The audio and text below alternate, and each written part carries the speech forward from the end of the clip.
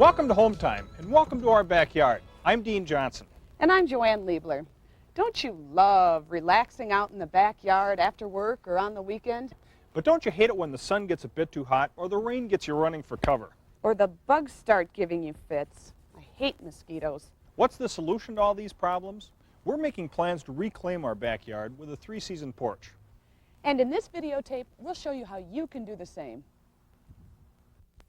Hometime is made possible by Chevy Truck, who brings you Chevy full-size pickups. Today's big pickups for professionals and do-it-yourselfers. Chevy S10 pickups, today's compact pickups that play as hard as they work. Chevy S10 Blazer, today's sport utility vehicle in 2- or 4-wheel drive. Chevy Astro, today's compact van with 2-wheel drive and new all-wheel drive models. Nobody's winning like the heartbeat of America. Today's truck is Chevrolet.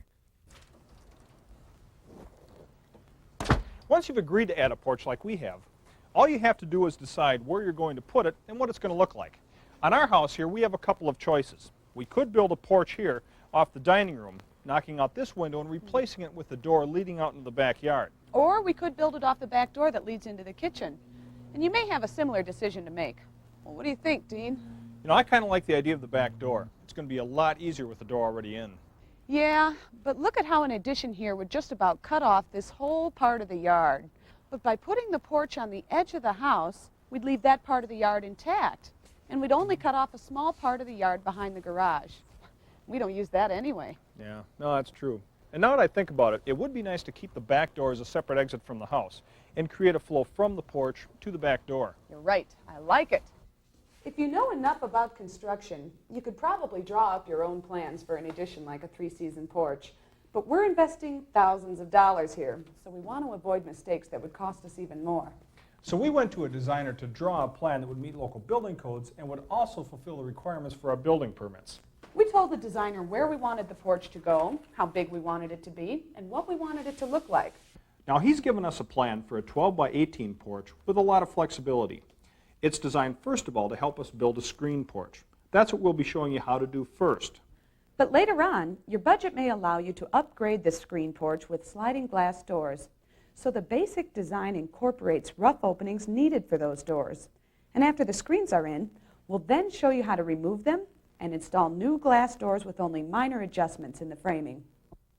But that comes later. We'll first show you how to set the footings, replace the dining room window with a patio door, build a deck to support the porch, raise the wall, and tie the roof into the house roof. We're going to need a lot of materials in this project. So in our first loads, we're just bringing what we need early on.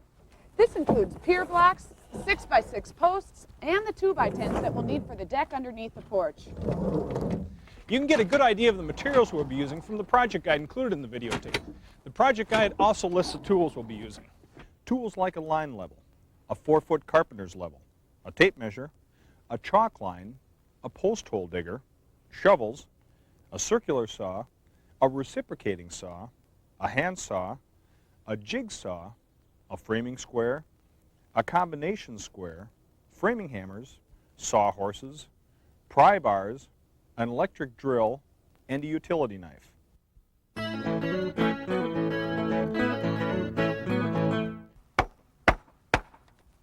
We're nailing up this temporary board to help establish the dimensions of our deck. Here you go, Joe.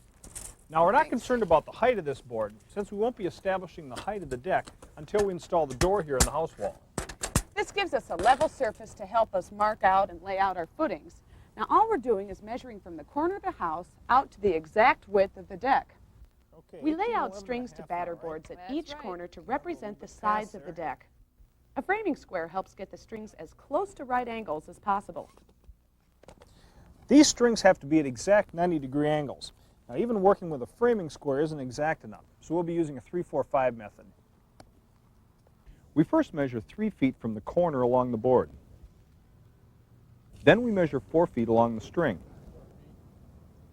Now we hook the tape on the board and cross the tape over the mark on the string.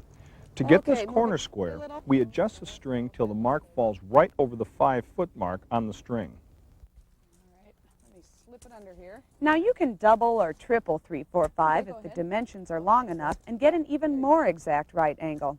So we're using 6, 8, 10 on the other corner. keeping the string at the same tension during the alignment. Okay, Joe, a little bit to your right. There, you got it. Good? Okay.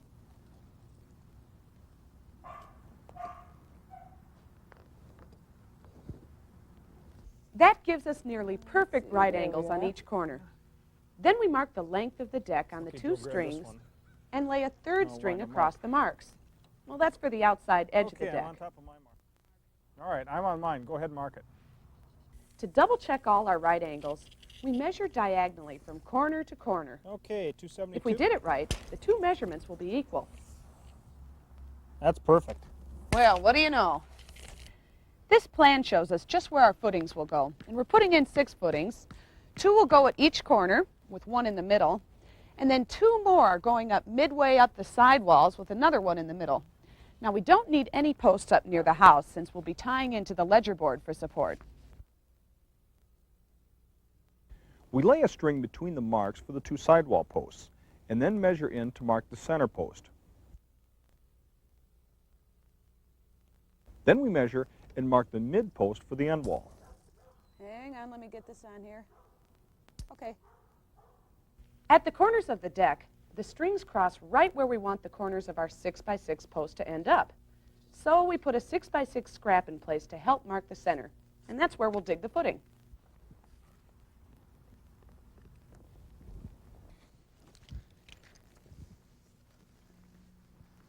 Along the outside wall, the mark represents the middle of the outside edge of the post, so we'll mark and dig accordingly.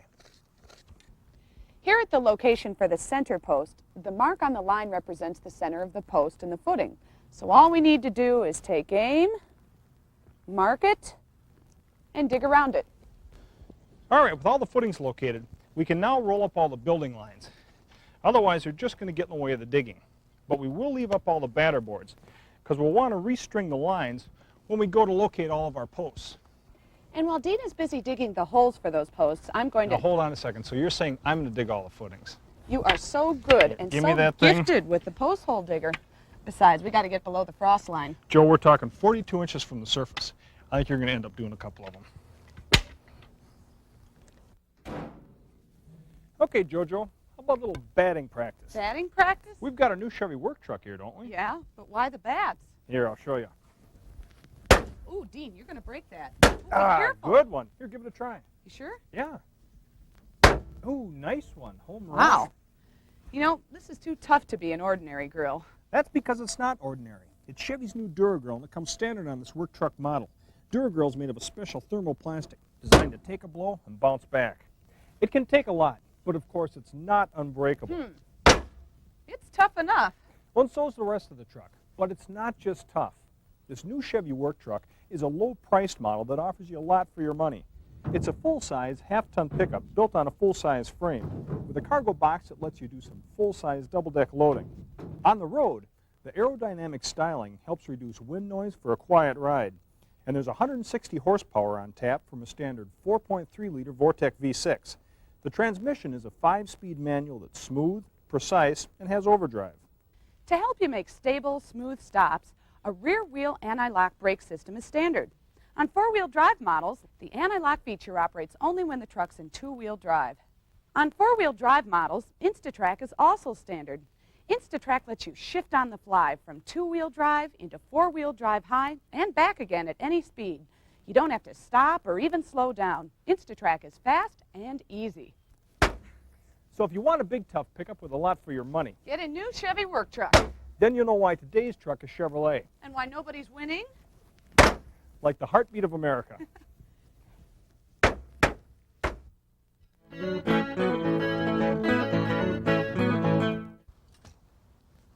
We're digging each hole about 12 inches across. That'll be wide enough to support our pier blocks and posts. We're also belling out the bottom wider than the top to anchor the footings against frost upheaval.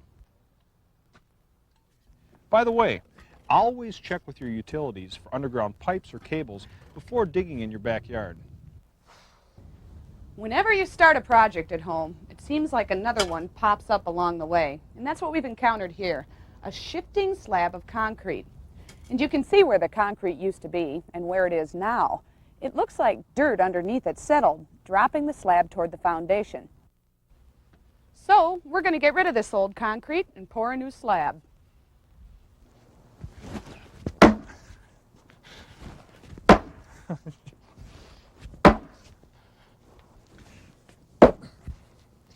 Now we could run a jackhammer to take this up, but with an area this small, should be no problem doing it with a sledgehammer.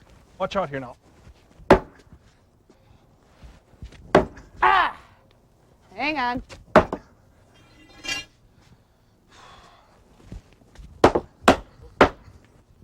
But sometimes, even a small area can be stubborn, and that's when you might want to think about renting a jackhammer to break up the concrete. When you're done, just have a trash hauler take it away.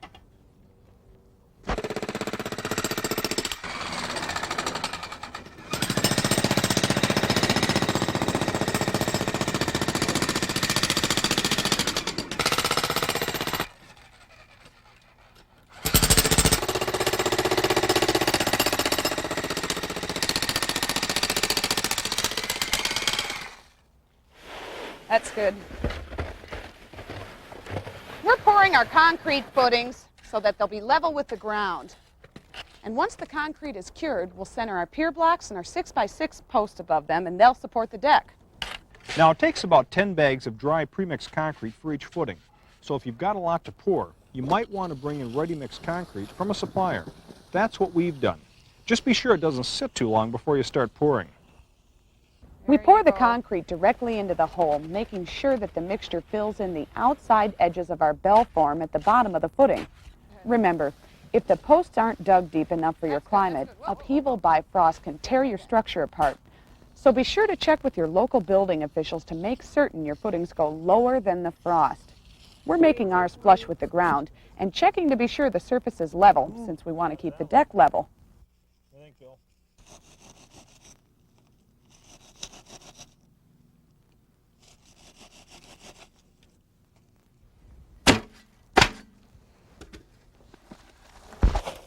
It's hard to estimate just how much concrete you'll need. And actually, we came up a little short on our ready mix order, but that's no problem. We just ran out and got some bags of pre-mixed concrete. We'll mix them up and finish our pour. All right, this is all set. Should I help you finish up this last one? Yep. You got it?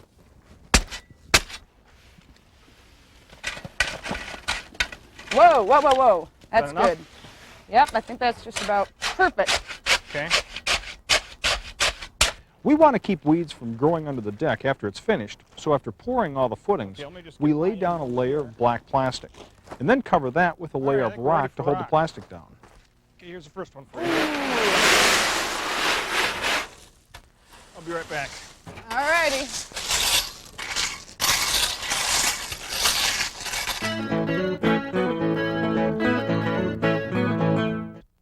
We're going to replace this dining room window with a new sliding glass door leading out to the porch. So we'll open up the wall here, and then we'll frame in a new opening. Want to open up the door? Yeah. Thanks. Come on in. Should I grab one of those? Yeah. Now this is a load-bearing wall, and that means it supports part of the roof. So we need to brace it with 2x4s up near the ceiling and on the floor. And we put it as close to the wall as possible while still leaving enough room to work in.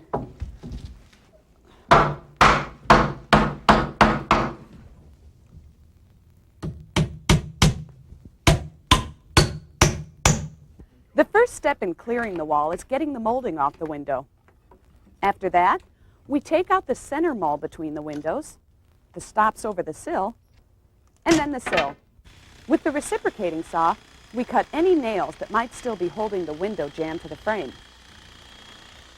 Outside, we have to take off the wood shakes around the window because the jamb has an extra nailing surface below the siding. We'll be removing the rest of it a bit later anyway. Then we can take out the jamb. Now that takes 2 people. Okay, I'm going to start tapping at the bottom, all right? All right, go ahead. I've got it here. Other side. Okay, I think I pretty well. You got it? Yeah, it's coming out. Maybe if you can Need come help here. out there? Help me on the outside. Okay, I'm coming. Okay. Whoa!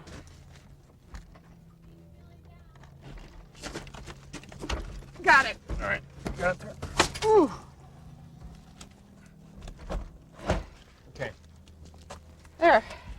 We're removing this register plate because it's right in the way of where our new door will go. And we'll replace it later on in the floor once that's done. Plus, the outlet plate has to go too.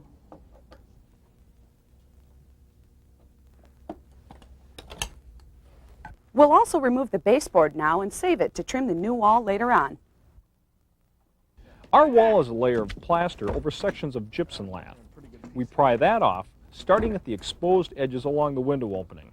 It comes off in pieces, some more easily than others.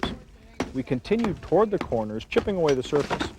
But when we get close to the edge, we score the corner with a chisel to keep from cracking the plaster on the adjoining walls. Metal lath, embedded in the corners, makes it a bit tough to remove. And along with the old wall, the old insulation has to go as well.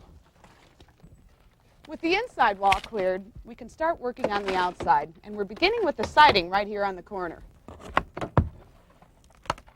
Clearing the shakes and backer board down to the foundation reveals the house rim joist.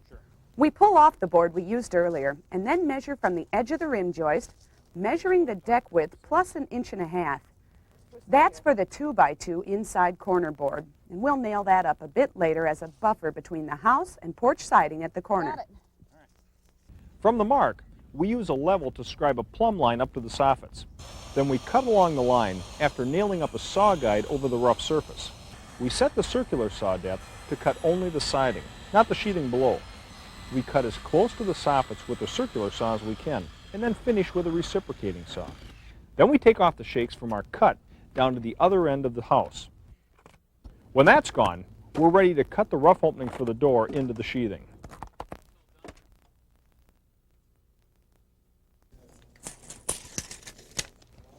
We've established the center point for our window. This is also the center point for the rough opening for our new sliding glass door. Okay, let me just mark this real quick. We divide the width of the new opening in half and mark that length on both sides of the center line. We mark plumb lines at those points from the bottom of the sheathing up to the soffits. That defines the new rough opening. We cut along each line with a circular saw, setting the saw depth to make sure we don't cut any framing behind it.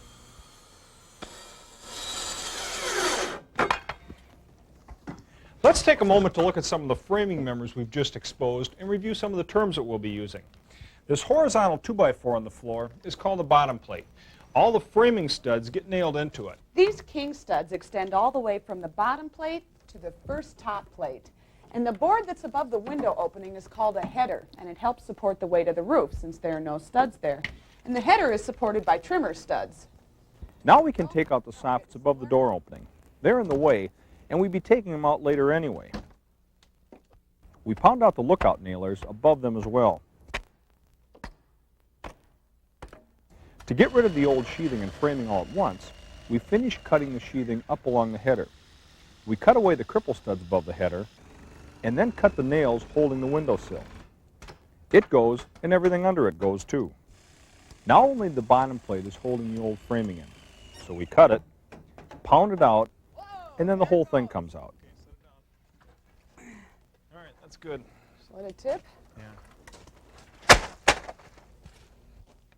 Well, now our rough opening is clear, so we can start installing our first framing members. That being a king stud with 2 trimmers. You go ahead and nail on the bottom here. Okay, that looks pretty good. Whoops, let me pull it over this way a little. Okay. We nailed them together first. Then we toe nailed them into the bottom plate flush with the edge of the sheathing. We plumb the studs and then nail them securely. The header consists of a 2x10 pair with a 1/2 inch plywood sandwiched between and a 2x4 nailed to the bottom for strength. It goes in over the trimmers, braced with another framing cluster on the other side. We nail in the header first and then the other king stud and trimmers. Finally, we set in 2x4 cripple studs cut to fit between the header and the top plate. With all of our framing complete, we added a 1x8 to the header to match the rest of the sheathing. Now we want to insert the door frame to make certain that it fits in the rough opening. Okay, Joe, you want to Yep. stick your end in? Oh, that's the way we like it. Fits perfectly. There should be some gap between the jamb and the frame that will later be covered by molding. We check also to be certain the threshold lies flat on the flooring, which may have to be built up a little if it doesn't. Bring her down, carry her out, tip, and down. Now we're ready to put the door frame in place, starting with adhesive caulk on the floor under the threshold. Then we put the frame back into place and stand on the threshold along its length to make sure it sticks to the caulk. When it's solid, we nail in the lower corners of the nailing flange to the flooring. Next, we plumb the sides of the frame and nail them through the casing into the framing. The frame flexes, so it's not too hard to adjust. With the door frame set, we can hang the sliding glass doors in their tracks. The stationary door goes in first and locks in. That's it. Then we insert the sliding door in its track. Okay, drop it down straight. Ooh, that's it. That's it. I think we got it. Great, it's looking pretty good.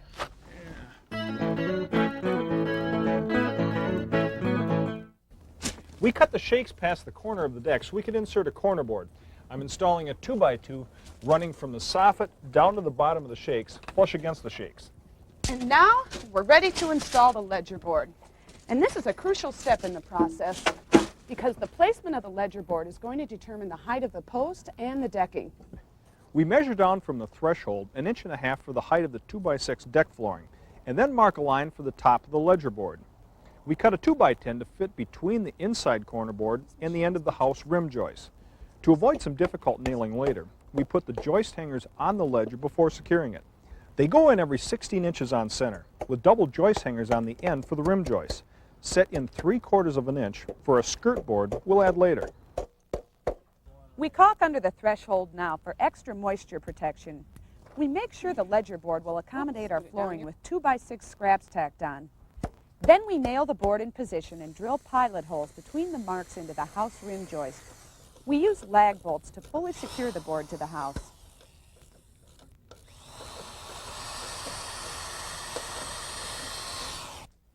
And then we finish it with Z-flashing between the ledger and the house rim joist for further protection against water.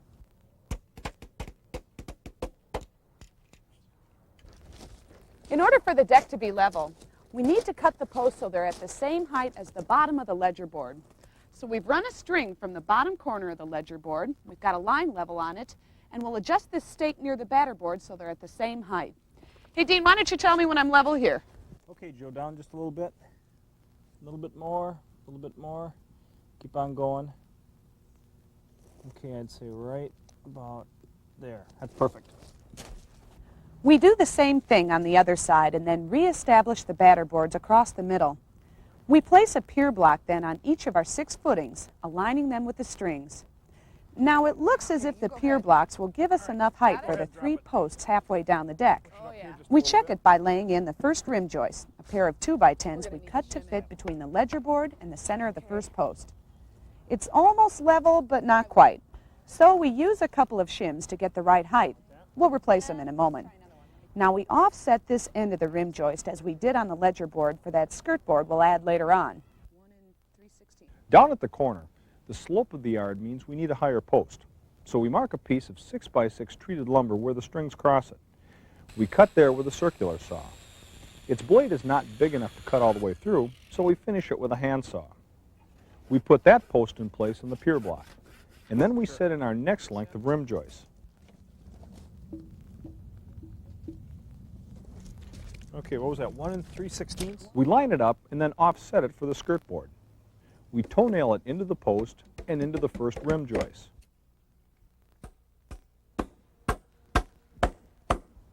Now we replace the shims with a section of 1x6 board that keeps the rim joist level. Along the other side, we set the pier blocks and corner posts to level the rim joists. Then we nail them in. We prepare the end joist and center beam as we did the ledger board by first nailing in joist hangers. We make sure they all line up by measuring them the same way on each one. The end joist then slips right in and we toe nail it into place.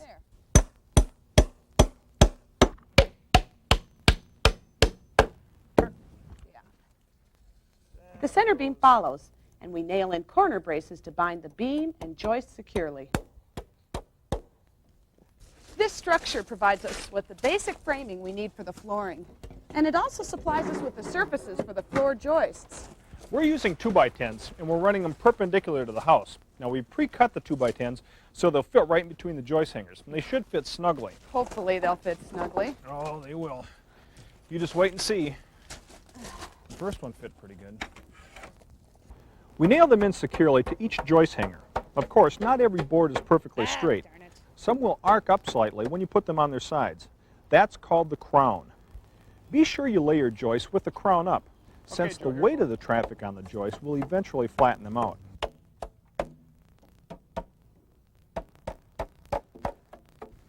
If you're planning on wiring your porch like we are, now's a good time to run the lines before the decking's on. Now, because a porch is basically an outdoor structure, we're using a special GFI outlet that starts here at the outlet in our porch. GFI stands for ground fault interruption, which means that if it gets wet, it automatically breaks the circuit, cutting power and eliminating the chance of a live wire on water. And once the water danger is over, all you need to do is flip a switch on the outlet and restore power. We had an electrician tap into our circuit box and run a separate circuit here for the porch. We drilled a hole through the bottom plate and ran a separate line up to our box. We cut holes for the wall and floor outlets, and another to accommodate the switch box for our ceiling fan and light. We nail in the boxes and draw through the wires. Be sure the power is off before attempting any work with wiring.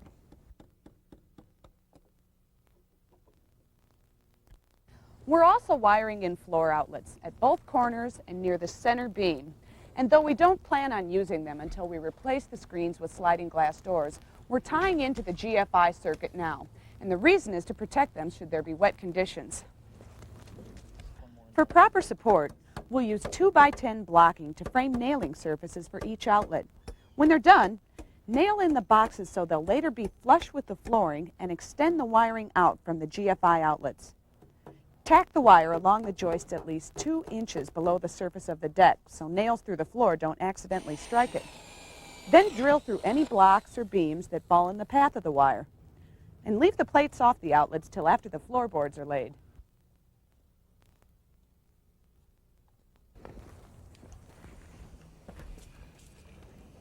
We put down a piece of tar paper over the Z-flashing to act as a final moisture barrier for the ledger board. And it looks like we did it just in time, too. We've been getting some intermittent sprinkles. Okay, Joe, 146. Got it? That'll be the length of our deck boards, and we cut the first couple to the exact length. We place them perpendicular to the joists and nail them in.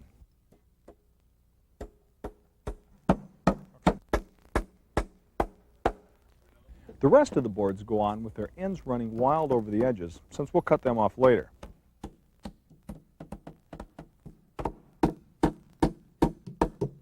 We get the boards as tight as possible, using a pry bar to force them in and slanting the nails. But we don't nail over the rim joist, since we'll be doing some adjustment later. We cut the boards to fit around the outlet frames and continue to the end. We get the last board tight by forcing it in with a hammer anchored to a nail in the end joist.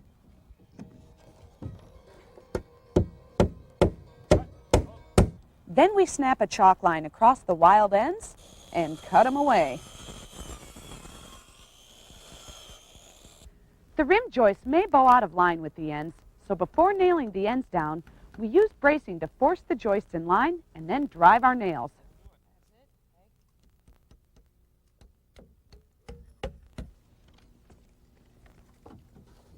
Then we nail on the 1x12 skirt board to cover the ends and the rim joist to finish off the deck.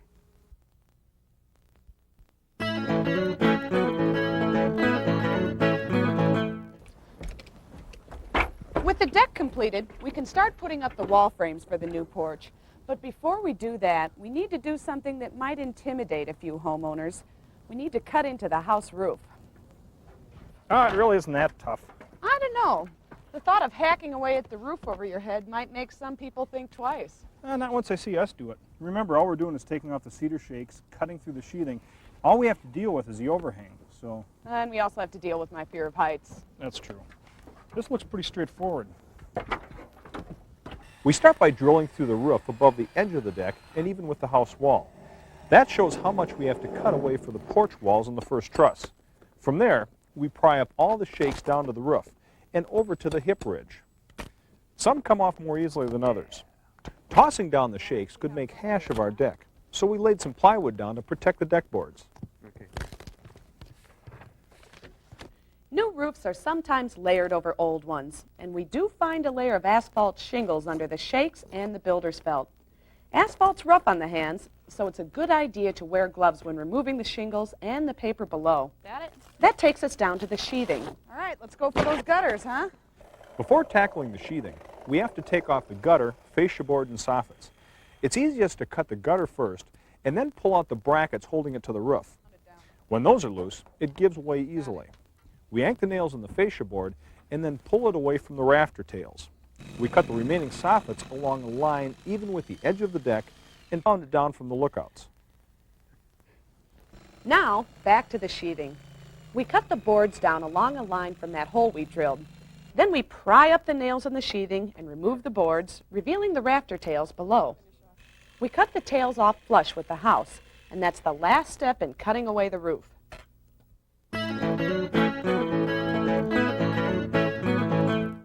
Well, we ought to be able to raise a wall with that opening. Oh, that should work fine. Let's start on this wall right here. You know, I've been thinking about it. The walls are about 19 feet long. We've Yeah. got the long headers. I don't know if you and I can hoist it up by ourselves. I hadn't even thought about it. You know, what we could do is break the wall up into two sections. Well, we are planning 2 sliding glass doors. We could just split the framing in half between the 2 rough openings. Sure, sounds good to me. Cutting the bottom and top plates is the first step. The plans give us the lengths for the sidewall sections. Each bottom plate is the same as the top plate above it. We're marking the stud locations on our plates ahead of time to make sure we get them right. Now, you can measure them individually, but it's better to get the top and bottom plates laid out on the deck and measured simultaneously. In fact, we tack the plates together to be sure and lay the 2 sections of the wall on the deck. We first mark the king stud and the 2 trimmers at the end of the first section. From there, we measure the rough opening for the sliding glass doors. We mark in the trimmers and king stud on the other end of the opening, and then the 2 wall studs at the end. It's almost the same for the second section, but instead of a king stud at the end, the plans call for a 6x6 post. Now let's see how long the king studs will be. Okay, can you grab onto the bottom of You that? Okay, Joe, I get 100 inches. Okay. Now, the king stud is crucial in lining up the house and the porch roofs. In determining its length, we first measure from the surface of the deck to the top of the rafter tail, cut flush with the outside of the house wall. That's where the rafter crosses the edge of the cap plate. From that length, we first subtract the height our trusses will rise above the porch cap plates. And we subtract another 4.5 inches for the bottom, top, and cap plates. The result is our king stud length. Joe, before I cut these king studs, let's measure out the header here. Sure. Can you grab that? The header goes between the king studs, 1 over each rough opening on this wall. And in order to get the length, we just measure between the 2 king studs. What do you get there? 102 3/4. Our headers are fairly long, so we'll build them extra strong. 3 2x10 boards sandwiched between a pair of 2x6 boards. The 2x6s also provide extra nailing surfaces. We measure the height of the finished header and then subtract from that the king stud length. That determines the height of the trimmers that'll support the header. Then we cut as many king studs and trimmers as we need for our framing. Now's a good time to staple builder's felt over the house wall.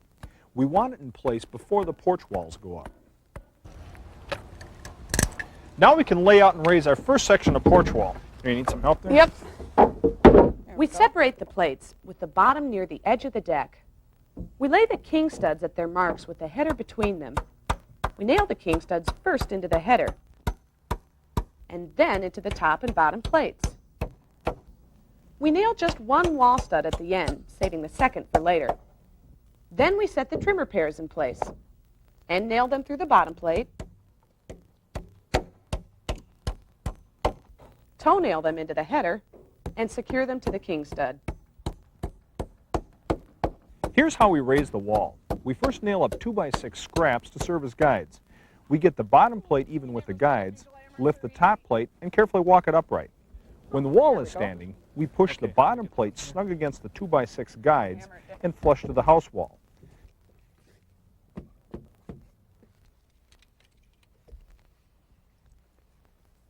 Then we nail down the bottom plate.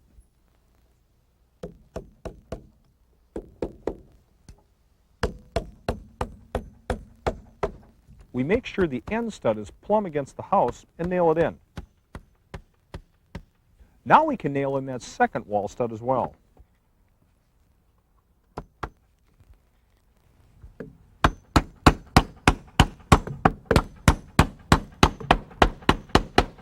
Okay, right about there. Go ahead and nail it. Now this new wall could sway while we're installing the other ones, so we're going to temporarily plumb it into position by nailing a 2x4 into one of the wall studs, and then nailing it into a brace in the ground. We lay out the second section as we did the first. Notice we nail in a 6x6 post instead of a king stud at one end. And we hold off on the trimmers next to the first king stud on the other end so we can nail into the first section. We also raised this wall against a pair of 2x6 guides. Ooh, that is heavy. Yeah, that is heavy. Okay, let me bring it out here a little bit. Then we make sure the bottom plate's in place and nail it into the deck. To join the two sections, we line up the king studs and top plates. Go ahead. Then we nail the king studs together to secure them. That makes the two sections a single wall, and we can nail in the trimmers we left off earlier.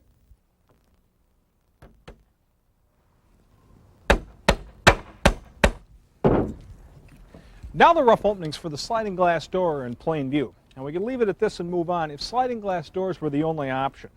But we want to show you how to frame first for a screen porch. So let's get those screen studs in. All right. We're using 2x6 boards to frame the screens. We cut them the same length as the trimmers to fit right under the headers. We use 2 sets of them in the first opening to frame a screen door opening. That leaves about 5.5 feet in the first rough opening, room for one more 2x6 halfway. That makes the 3 openings roughly equal. Remember, the framing for the screen door and the screen panels are only necessary if you're planning a screen porch. These members are not required to support the weight of the headers. So if and when you convert to sliding glass doors, as we'll do later, you can remove the screen studs and revert to the original rough openings without weakening the structure. We divide the next opening into 3 smaller openings as well, nailing in 2 more 2x6s. Okay, I got on the top. Why don't you go ahead and toenail, I'll stick my foot here. Okay, you got it there? Yeah. Now that we know where the screen studs go, we're going to do the other wall all at once. Good, that'll save us a step. The other side wall is pretty much a mirror image of the first, and we follow the same steps to frame it and raise it. Though on this wall, we do figure in the framing for the screen porch. We raise it in 2 sections to keep the job manageable for 2 people. Framing up the end walls is a little different from the other 2 walls because the plates go in between the side wall posts. And we put king studs on each end with just 1 header in between. And then we're going to add our trimmers a little bit later on after we've raised the wall. We put in 3 pieces under the header to frame the screens. Since this wall doesn't bear the roof load, this header is lighter. A pair of 2x10s between the 2x6 nailing boards. We raise the wall into position between the 2 side walls, nailing the bottom plate to the deck. We pull the corners of the walls together, nailing the end wall studs to the post. Then we nail the end wall trimmers into place. We plumb the corner with a 2x4 brace on one post, pulling till the post is plumb and securing it to the bottom plate.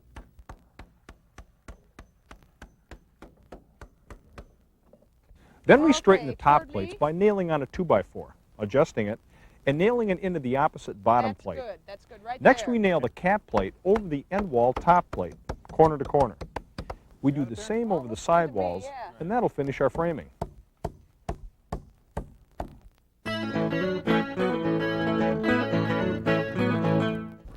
We're getting ready to put up our roof trusses by installing these rafter ties on the cap plates.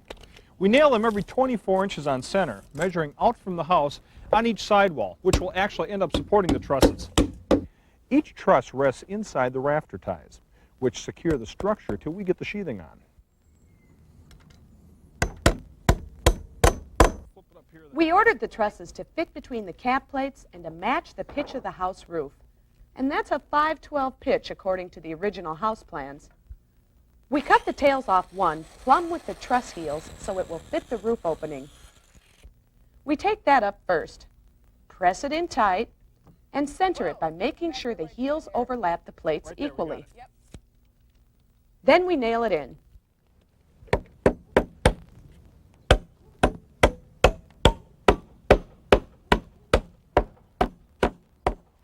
plumb it, and brace toward it to you the just a roof. hair. Go. We center the second truss the same way, making sure the tails are equal on each side. We take a shortcut to plumb this one, lining it up with a board marked 24 inches on center from the first truss. And we continue that way down to the end. Whoa. Down my way? Are you in there, Joe? Yeah. The gable end truss rests flush with the outside edge and toenails into the cap plate. You bet I do. It doesn't rise as high as the other trusses because it's designed to accommodate the supports for an overhang. We cut the 2x4 lookouts to extend from the previous truss and overhang the end truss by a foot. Nailing them in on top of the truss makes it the same height as the rest. Then we finish off the overhang with a pair of 2x4s plumb cut to fit the peak and nailed into the ends of the lookouts. Later we'll be nailing the soffits to these ribbons. Right now, we want to clear away some more of the wood shakes so we can tie the porch roof into the house roof. The next step is to extend the porch roof framing to the house roof. We'll establish the ridge point, which will run somewhere along this hip ridge. A string pulled taut along the peaks of the trusses forms the ridge line of the roof, and where it connects to the house roof is called the ridge point. Wait a minute. Is that string right? Joe, do you have it on the peak down there? Yeah, I got it on the peak. Pull it tight once. It is tight. We aren't even close to the ridge here. Oh, great. What's wrong? It can't be off center because the thing's running right down the peak. I'm going to look at this with a 2x4. Well, why don't we just call that the ridge point? I mean, what's the difference? Now, if we put the ridge here, there's going to be a goofy-looking jog in the roof. You know, just take a look at this pitch. Well, are you sure you ordered the right pitch for the trusses? I'm positive I ordered a 5/12 pitch. I took it right off the original house plan. Well, it doesn't look right to me. All right, so I measure out 12 inches. I level the thing in, and I get 5.5, 12. So you ordered the wrong trusses. Do you want to reorder? Boy, I'll tell you, that could take at least 2 weeks. You know, maybe we could just cheat the ridge point and then slant the ridge board down. That'd look terrible. Yeah, I'll tell you, I don't know what to do. Well, why don't you come on down? Let's just take a break. Ugh, this is a mess. Let's sleep on it.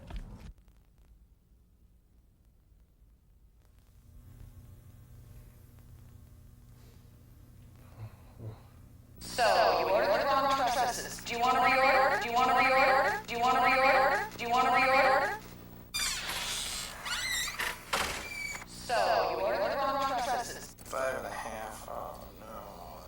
Do you want to reorder? Pull it tighter. Pull it tighter. Pull it tighter. So, you ordered the wrong trusses. Do you want to reorder? 5.5. I can't. No way is ever. So, you ordered the wrong trusses. You want to reorder? I can't. No way is ever. So, you ordered the wrong trusses. Do you want to reorder? Pull it tighter. So, you ordered the wrong trusses. Do you want to reorder?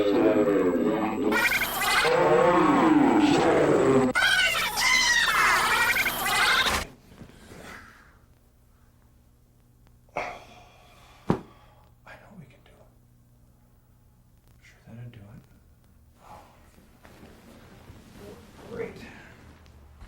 So you really figured out a solution to this problem? Got it all figured out. You got to be dreaming. Well, funny you should mention that, but it really isn't that tough a problem. In fact, here's what we do. First, we raise the string high enough to hit the hip ridge. That creates a new slightly slanted ridge line, but one still centered over the peaks of the trusses. What we have to do is build up each side of those trusses with angled boards that peak at the string and match the new pitch. It could have upset the truss engineering, but the truss maker told us gluing the boards in and then nailing them down would maintain their strength. We size the boards by measuring between the string and the peak, marking that on a 2x4, and then angle cutting down to a sharp point. Now that's how we solve this problem, and there's a lesson to be learned here. Check the pitch on all slants before ordering trusses. The ridge board extends from the ridge point to the top of the first truss, and it's this distance that we use to measure the longest part of the ridge board. So we need to make an angle cut to match the pitch of the roof. And to do that, we take another 2x4, set it up against here, describe a line, and this is what's going to give us the angle from which we cut our ridge board. We measure and mark the length of the ridge board and cut it. We hold the top of the board flush with the edges of the peak and secure it. Then we nail it into the sheathing at the ridge point. Next, we snap a chalk line to mark the valley, the line where the porch roof meets the house roof. It extends from the ridge point to where the porch sheathing will hit the edge of the house roof. Our next step, marking the ridge board 24 inches on center for the valley and hip rafters. To determine where the first rafter hits the roof, we slide the tongue of the square down the truss and mark where the blade hits the valley. We offset the mark by 5/8 of an inch for the depth of our sheathing and then measure back to the ridge board for the first rafter length. Our rafters are going to need angled cuts on both ends in order to fit in with the slope of the trusses and to fit into the ridge board. To help scribe the angles, we make patterns with a 2x4. But these angles aren't all we need. To make the rafters lie flush with the valley, we need a compound miter cut on the end. That means angled along the edge to match the house slope. It sounds tough, but it's actually all in the saw blade. According to the speed square, with the pitch on our roof, we need to make a 22-degree angle cut. So I'll just adjust our circular saw to that angle and make the cut.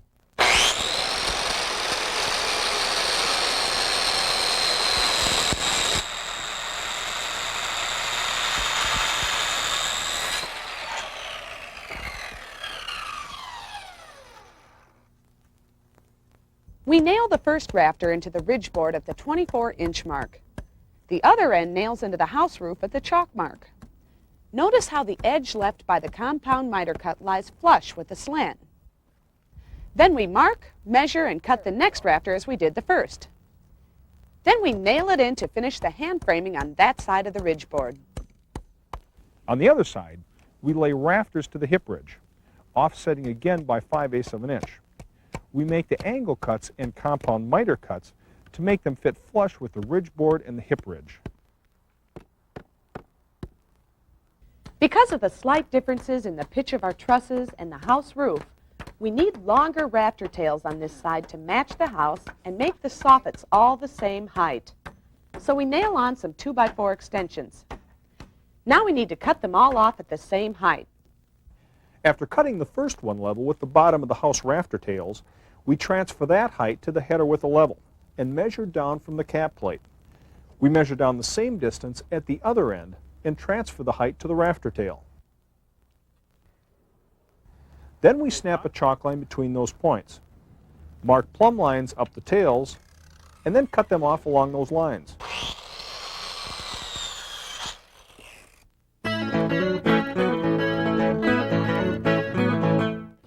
We gave some extra support to our overhang by installing 2x4s at the end, and now we're ready to begin the sheathing. And we'll start by measuring 47.5 inches up from the rafter tails. Then we'll snap a chalk line. Because the plywood's 48 inches wide, if we use the chalk line as a guide, the plywood should overlap the rafter tails by 1/2 inch. We decided to start the first 8-foot sheet at the third truss so that the second sheet would run wild over the gable end and could be cut later on. We secure each sheet by nailing into the trusses, and we help secure our footing with a 2x4 tacked on the plywood. We start the second course over the second truss so that the seams between the sheets are staggered over the first course seams. The second sheet comes up short, so we block underneath it for support and lay in a short piece to the end. Because our third course ends up going up past the peak, it's a good idea to mark the truss locations to help in nailing. We cut a piece to fit and lay it on at the end, which staggers the seams over the second course. Then to cover the hand framing, we measure the gaps and cut the plywood to go on flush against the porch sheathing and angle it tight to the house roof.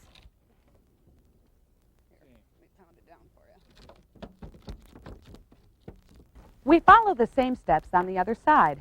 At the peak, we remove the truss braces and fit in the sheathing.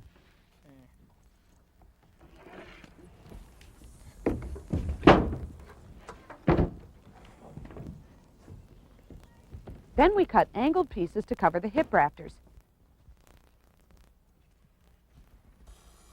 As a final step, we cut the sheathing that overhangs the gable end.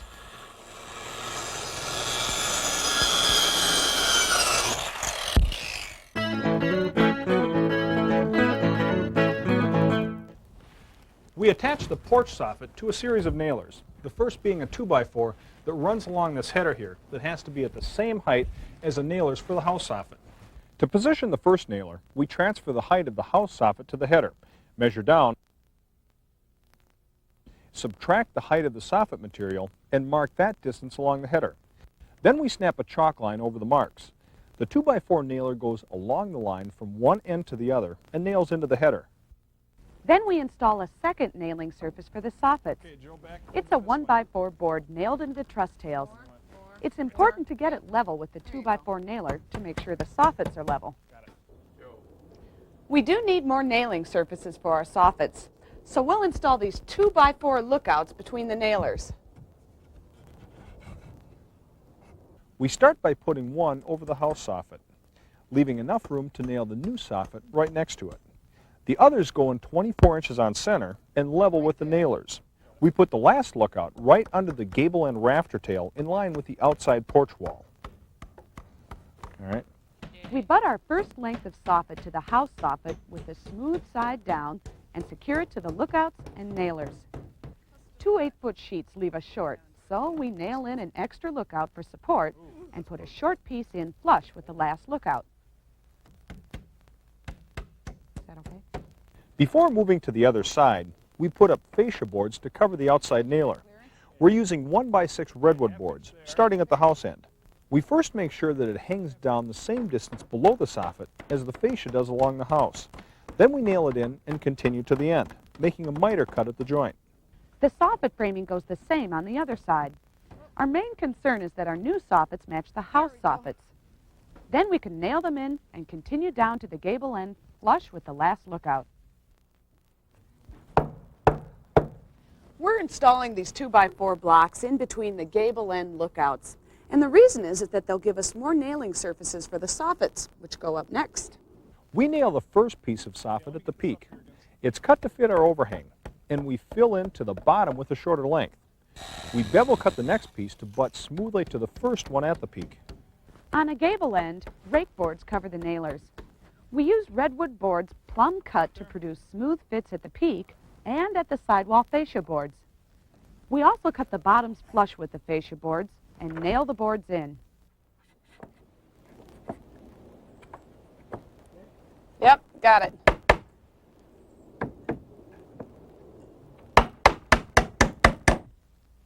Then, to aid runoff, we nail in a 1x2 drip edge along the top of the rake boards.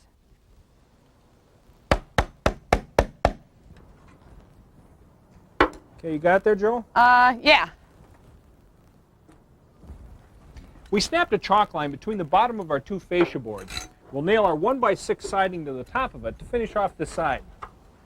We need angle cuts on the boards to match the soffits, so we mark the angle and transfer it to our shiplap boards. The overlap will help protect the board seams against moisture, but we need to cut it off each end of the first plank to go in flush with the soffits. We nail in the first length in 2 pieces, and then continue up the gable end, making sure each board is tight against the one before it and well sealed against moisture. You don't rock the ladder here. The pinnacle, the pyramid. Great. Yeah. Thanks. Save me a trip. Appreciate that.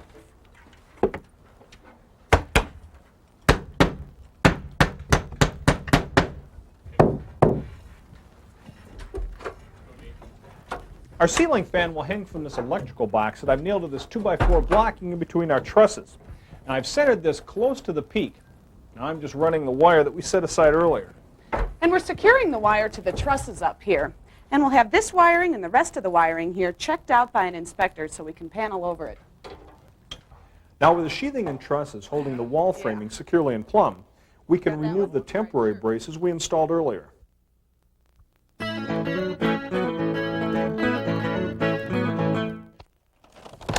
Our roof is just about ready for the cedar shakes, but our first concern now is getting the area waterproof up here. So we're putting down a rubber moisture shield to protect the exposed areas, the valley, and the overhangs. It has a sticky backing, and it seals around any nail pounded through it. Staying right on the Yeah, so far so good.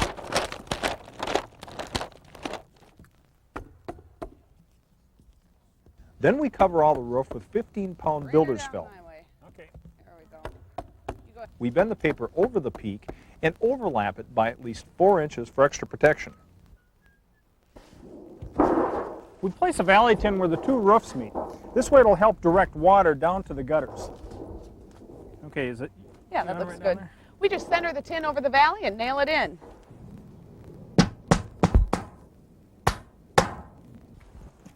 The shakes we're installing on the roof look quite a bit different from the shakes already up here, but over time they will weather to the identical color. We've snapped a chalk line 17 inches up from the fascia board. This gives us a guideline for the undercourse, but also provides us with that 1-inch overhang that we need at the edge. We start the first row at the gable end with an undercourse of flat starter shakes, gapping each shake 3/8 to 5/8 of an inch from its neighbors and driving 2 nails into each one.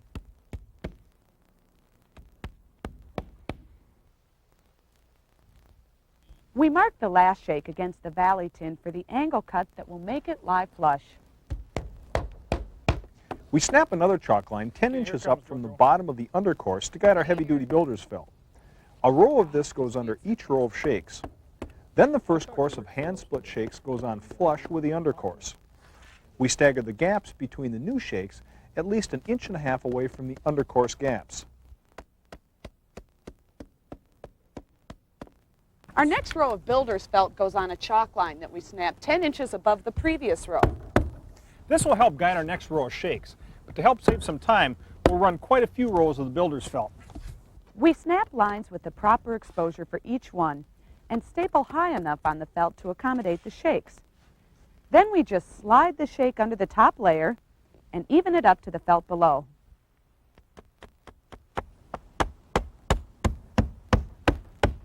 Doing it this way allows us to place a lot of shakes in a shorter time.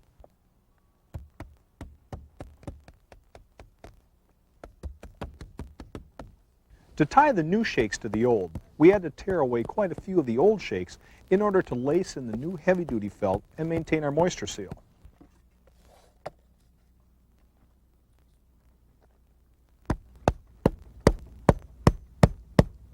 Once a good starting point's determined, the new shakes go on this part of the roof the same as the rest, butting into the old shakes with the proper staggered gaps.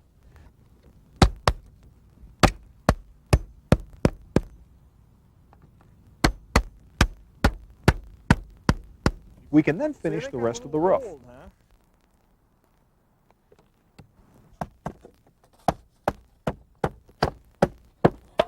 We cut the last row of shakes to lay in flush with the peak, while maintaining the 10-inch exposure to the previous row.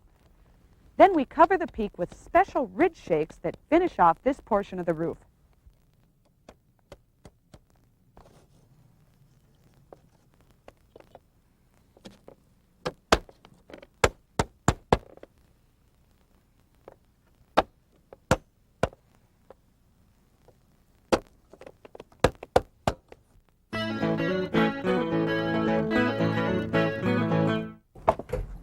We're ready to start paneling the inside of our porch, but first we want to fur out the gable end here so that it's flush with the header.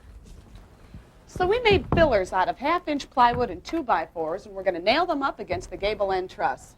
Okay. We nail the fillers through the plywood into the 2x4s in the truss and toenail them into the bottom. We center the 2x4s on the plywood to maintain the 24-inch centers along the truss.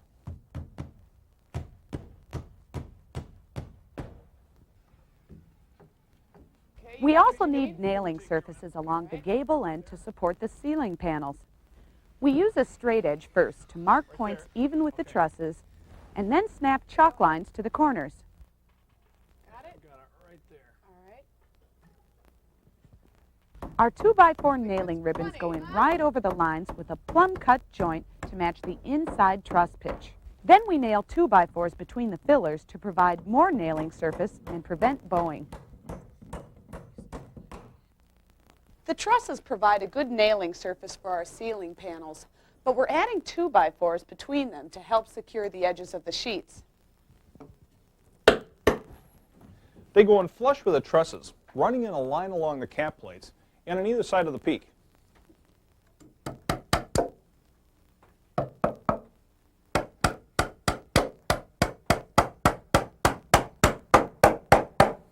At the house end, we toenail 2x4 nailers into the cap plate and secure them to the truss with screws.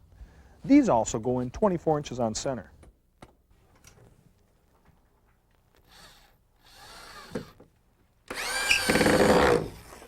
We also nail 2x4s between the nailers, as we did on the other side, to firm up the edges of our paneling sheets.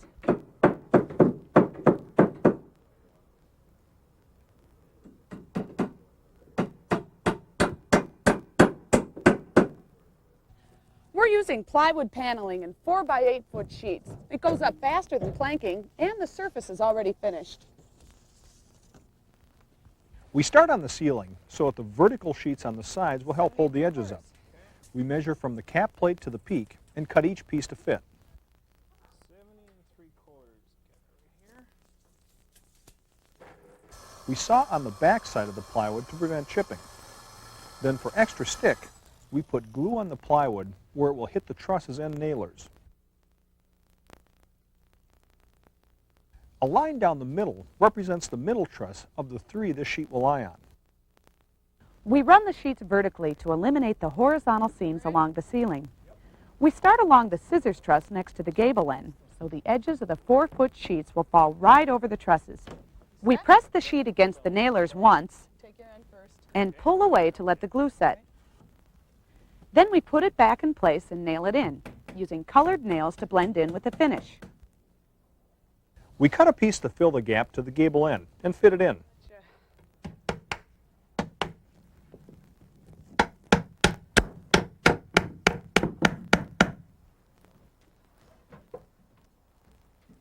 We still having fun? Tight there on the corner. That's it. Okay, press it against that. We're also covering up the headers with the plywood paneling, lining up each piece with the ceiling panel above it. Sometimes they don't match perfectly, so we need to scribe the line of the ceiling panel onto the header panel.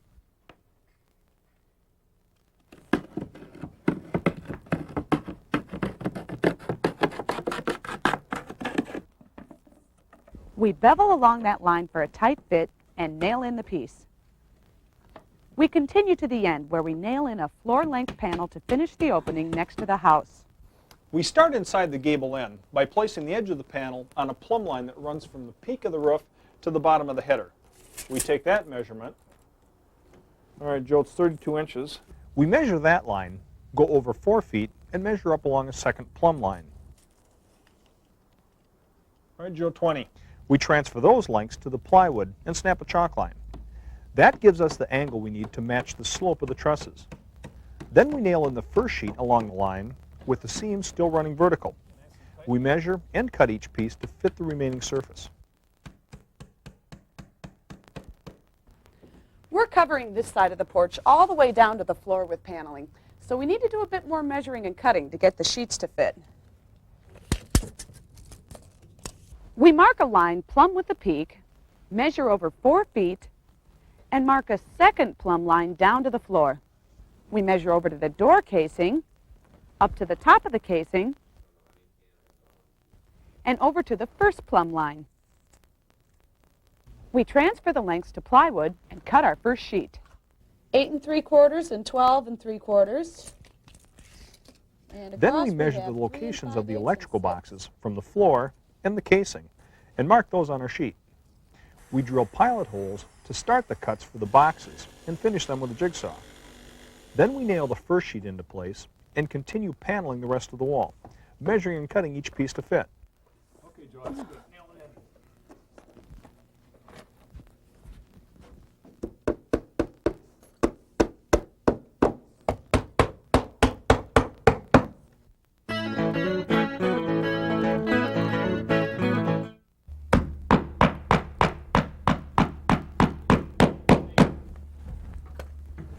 We're ready to show you how to screen in the porch now, but since we'll be converting this to a 3-season porch, we're only going to screen this side.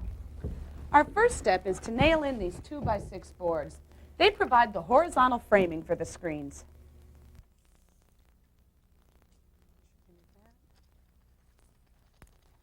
We snap chalk lines across the trimmers and studs to make the height of our blocking uniform. Then we can nail in the boards, starting at the outside corner and working our way back to the house. By toe nailing first into the trimmer and then nailing through the next screen stud, we hide the nails pretty well. The blocks are cut to the lengths measured along the plates, so they help correct any bowing in the studs. But remember, These horizontal blocks aren't part of the porch framing. Their only function is to help secure screens for the screen porch, and they'll be removed when we convert it to a 3-season porch. The screen material comes in rolls and it can be unwieldy, so we're going to roll it out flat to cut it. We cut the screening for the first opening, allowing a few extra inches for handling.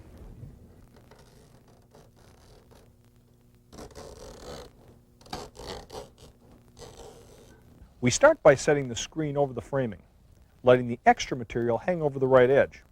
We first staple in the upper left corner. Then, keeping the screen straight, we work down stapling every 3 inches or so.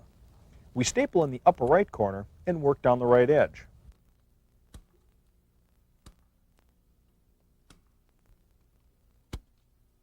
We finish the section by stapling down the top and the bottom and cutting away any excess.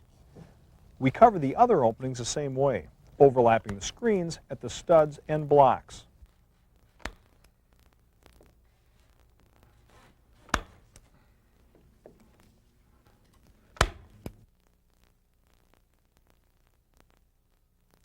Then we nail up trim boards cut to fit over the edges of our screening. The trim binds the screens more securely to the framing and covers the staples used during screening the openings. The vertical boards cover the trimmers and studs. The horizontal boards nail across the headers, the blocking, and the bottom plates.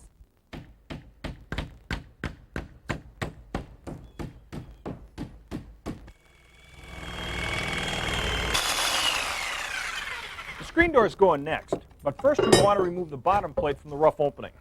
For a screen door, we only need 2 hinges. One 11 inches up from the bottom, and the other 7 inches from the top. Now we don't have to mortise the hinges because they lie flat on the edge. We just place them on the marks and screw them in.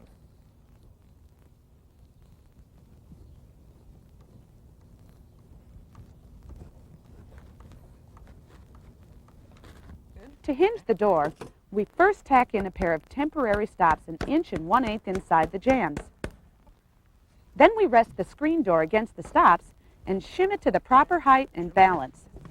Then the hinges can be screwed into the door. There you go.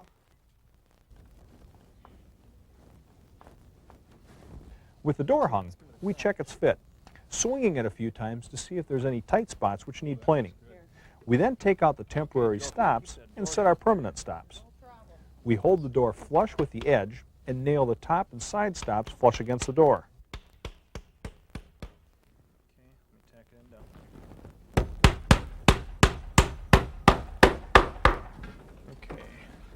Okay, Okay, hold it right there.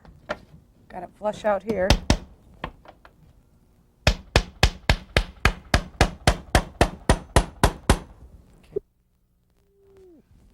With the door hardware on, we can finish up with a trimmer on the door.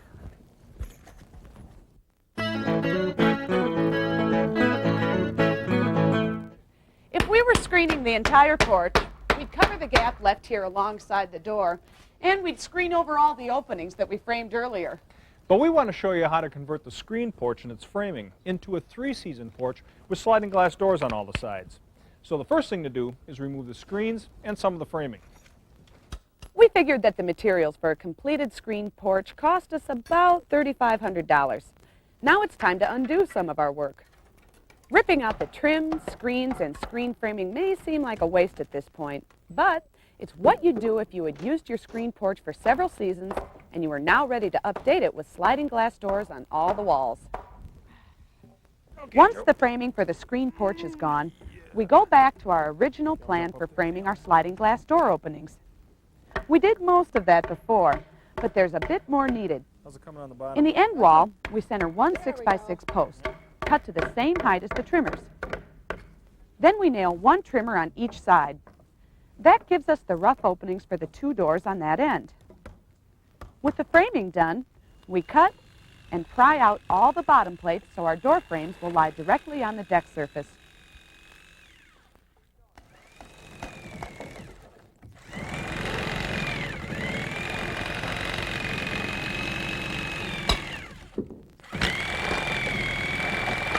Some door makers send their frames out unassembled.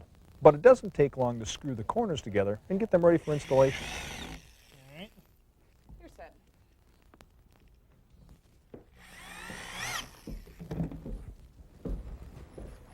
Earlier, we showed you how to install a sliding glass door in the house wall.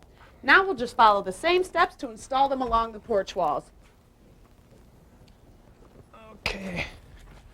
First, we make sure that each door frame fits into the rough opening we've created for it.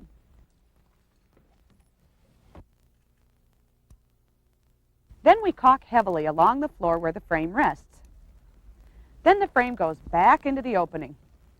We press down on the threshold to seal the caulk tight. Oh, about a ½ inch. Now we need to shim the gaps between the door frame jambs and the header and trimmers, making the frame secure.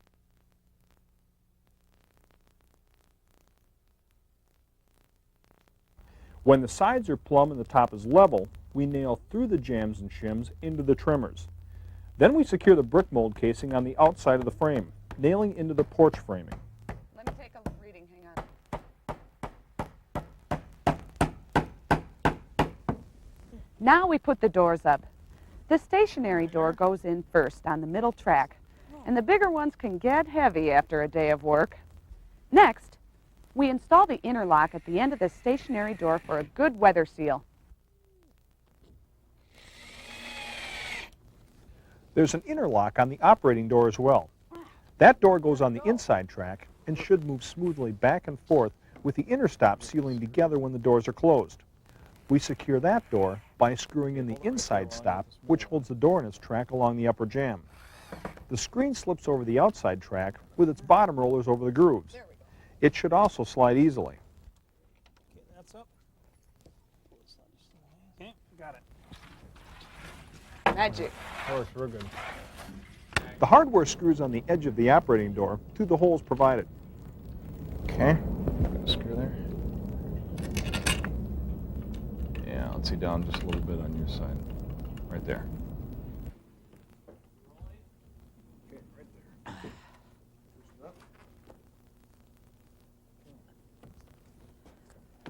Ah, Perfect. Good. Okay, that's the one right there. On yours. I'm on my track. there we go. We're set. On your track? Oh, yeah. Okay. Perfect aim. That's good. We covered the new framing with more plywood paneling. Of course, not every sheet merges perfectly with its neighbor. So we're going to use caulk to fill the gaps and eliminate the shadows between the sheets. Now you don't have to use much. And you should wipe off all the excess from the surface. Our door jambs aren't quite wide enough to match our 2x6 framing perfectly. So we're adding extensions here on the inside edges to make the jamb flush with the framing.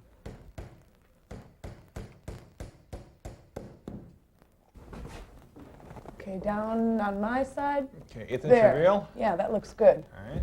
Now we can nail in our oak trim, which is what covers the gap between the jamb and the framing. We place the casing over the door jamb on the top and side, joining them in the corner with a miter cut.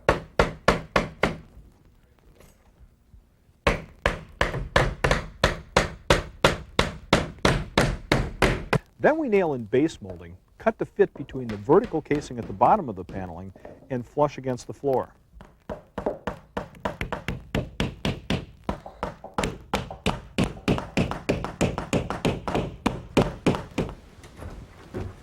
Now that the sliding glass doors are in, we can finish wiring our switches and our outlets and put the cover plates on. We attach the fan and light assembly to the ceiling box, making sure the fan blades safely clear the vaulted ceiling. Then we screw on the blades and turn the power on.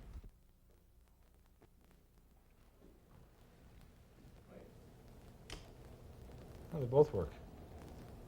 Yeah, that looks good. We're going to fill in this space here with the same wood shake siding that's on the house, and sheathing is the first step.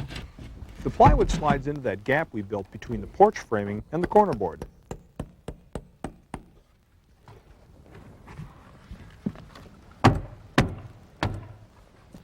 We next cover the sheathing with builder's felt, and then we start the siding at the bottom. We nail in a starter piece to angle the first course slightly, and then nail in the backer board, which goes under each layer of shakes.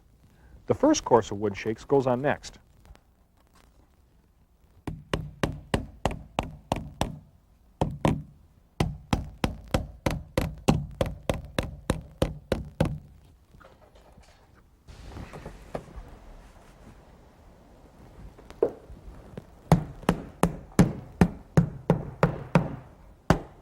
On the second course, we match the house exposure and continue up to the soffit.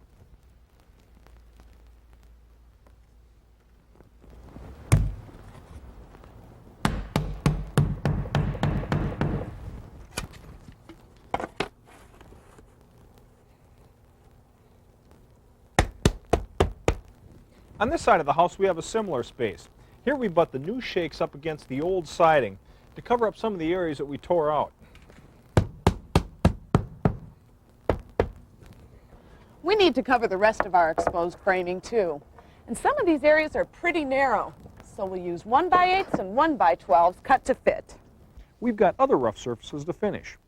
We're using 1x3 boards to fill the gap between the door casing and the soffits.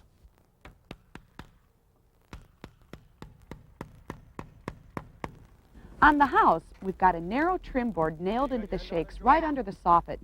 So we're continuing that along the porch soffits.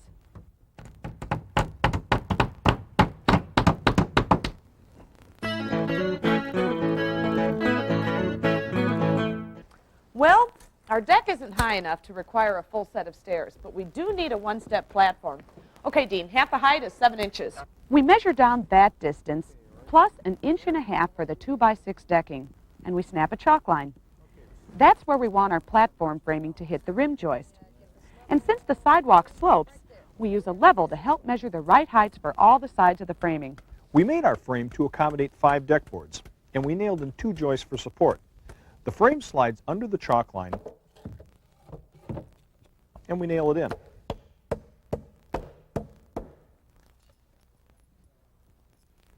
There you go. Go to town. Then the deck boards go on perpendicular to the joists to make the platform sturdy.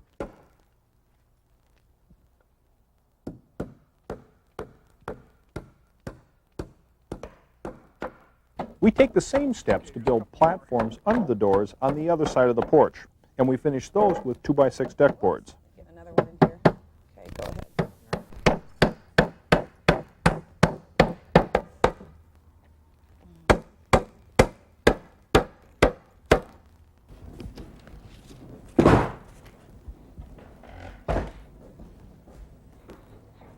Remember the mess we left in here when we put in this door? Well, we finished the wall by putting in some insulation, a vapor barrier, and once we finish this drywall and get a coat of paint up, it'll look just fine. We also painted the doors and trim inside the porch here, the same as in the dining room. We also painted the exterior to give the porch a finished look. And we added this edging near the foundation to contain the rocks and the plastic. Say, how about something cold to drink? Sure. So we've shown you what it takes to build a 3-season porch for about $9,000 in materials. And if you live in a milder climate, installing a small space heater will let you enjoy it year-round. If that's your goal, you may want to think in terms of insulating the ceiling to keep the warm air in. Or you might consider putting indoor-outdoor carpeting on the decking to keep the cold air from sneaking up from below. For Hometime, I'm JoAnne Liebeler. And I'm Dean Johnson. Say, did you get those chips the other night? Yeah, they're in the kitchen if you want to go get them. Oh, would you mind running in and grabbing them? Yeah, I'm I already kind of would sitting mind. down. Awfully comfortable. yeah. Hometime is made possible by Chevy Truck, who brings you Chevy full-size pickups. Today's big pickups for professionals and do-it-yourselfers. Chevy S10 pickups, today's compact pickups that play as hard as they work. Chevy S10 Blazer, today's sport utility vehicle in 2- or 4-wheel drive. Chevy Astro, today's compact van with 2-wheel drive and new all-wheel drive models. Nobody's winning like the heartbeat of America. Today's truck is Chevrolet. The National Hometime PBS series is brought to you weekly by Chevy Truck in conjunction with the Stanley Works.